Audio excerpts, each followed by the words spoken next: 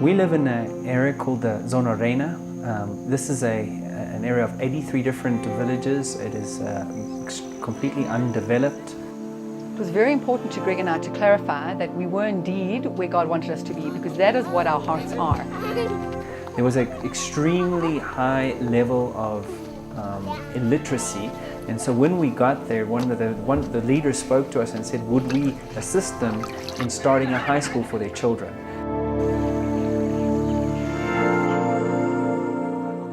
Every year we focus on teaching the children the values of the school, and one of the challenges that we have is how to present the values in a different way, in a format that they can actually involve the values in their daily lives.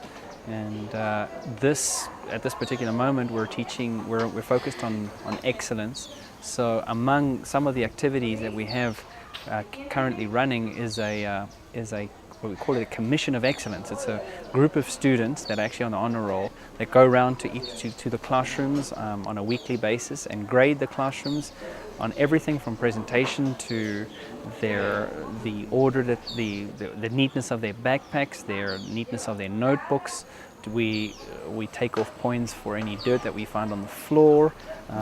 They get extra points for creativity, for their gardens, for their uniforms. And what we're trying to promote is just that they seek excellence in everything that they do throughout the day at the school. And the whole idea of the value-based education is that these values then become sort of the foundations or the pillars on which they build the rest of the education. So one of the things that we tell the teachers is that the teaching of the values is integral to the education that they're receiving. That it's something that we don't just do on an aside, but it's something that we do every day, and we use activities, we use competitions, or whatever we can to promote that with the students, so to have them focus on it and to create enthusiasm among the student body for the different things that we're doing. So that's what we're doing right now. We have 23 teachers. 17 of those teachers are former students of the school, which have gone on to continue their studies. They're professionals, and they now work with us at the school as teachers and as co-leaders of the school.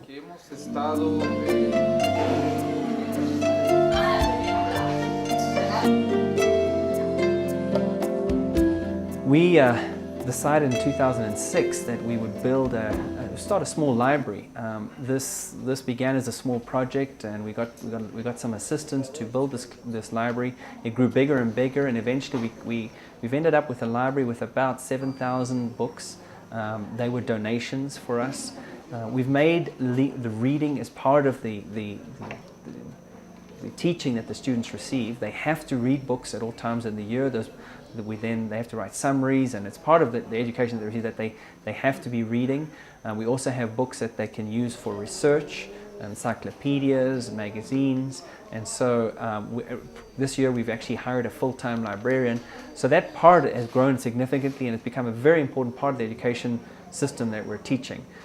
This has changed my life dramatically. I never planned on coming to this village to work, but when they called me here to visit last year, I felt a need to come here. There was just this peaceful feeling that I got when I first came to this area.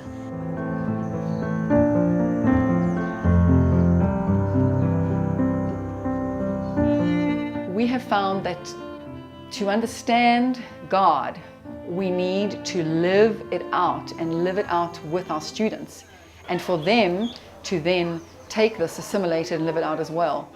And we found in our own lives that if we are faithful with little, then God has then given us more to manage. And we do the same with our students. We expect them in terms of excellence and in terms of discipline and responsibility to be faithful with small things. So whether it be doing your homework on time, or whether it be wearing your uniform the way it should be worn, we've expected students to fulfill their word in the smallest areas. And slowly but surely, we've actually been able to see this transform the way they do things, because it's not discipline for discipline's sake, or it's not academics for academics' sake. No, it's simply learning how to practice self-control, how to practice living in the presence of God, but not simply with ideas, but in terms of reality.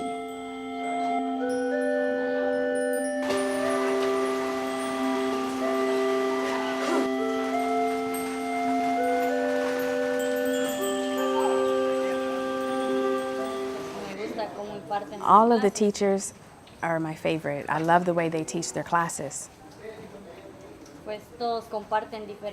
They all teach their classes diferente. He likes to study here. This is the only place to study here. And he likes the values that they teach here.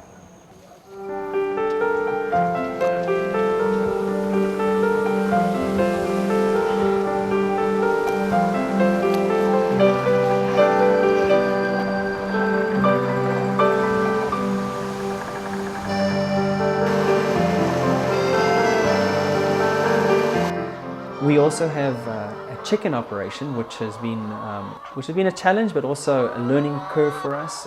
It ties in with the whole idea of the sustainability of the school for the future. So with the chicken egg operation, we have 900 chickens. These are egg layers. We buy them in groups, and they lay for a time period of about 2 years. We get we're at about a 75% laying rate, which gives us around 700 eggs a day.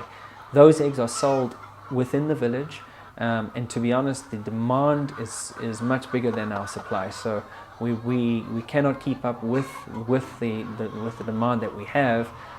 So the school has benefited from it. We're hoping in the future that as access to the village improves, that we'll be able to have a little bit bigger profit margin, and that will eventually provide salaries for future teachers in future years.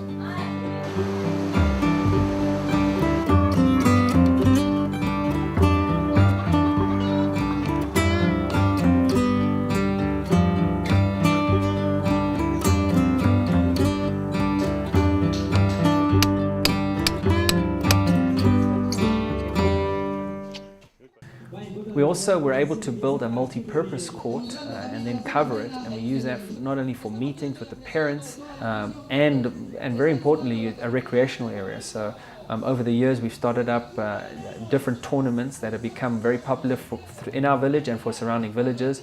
We run soccer tournaments, sometimes volleyball, sometimes basketball, but by far the most popular is the indoor soccer tournament that is open to other villages, and we have around 7 or 8 different villages that come there on Sunday afternoons and have teams that represent them, and it's a good fun thing for the people of the area. Our need for computers has grown, and so at first, when we first began, we just had one computer, and that was what we used for our personal use and for the administration. But as the school grew, the need for more computers came up. This year we have a computer lab that's fully functional. We have 23 computers, but a combination of small mini laptops and also desktops with very small CPUs and low energy usage. And the reason for that is that because everything's on solar power, we don't have a grid electricity to run off, and so we have to keep the computers as economical we can in terms of energy usage.